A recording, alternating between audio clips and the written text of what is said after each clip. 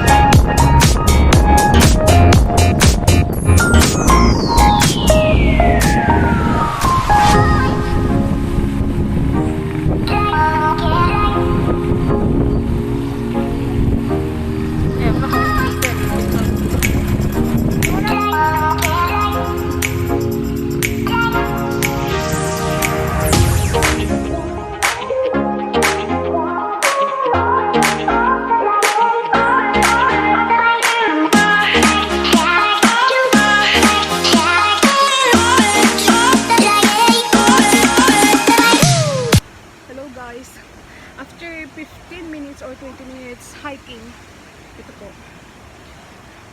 Dito na kami ngayon sa Palele Waterfalls. Tingnan nyo po, ang ganda po talaga dito.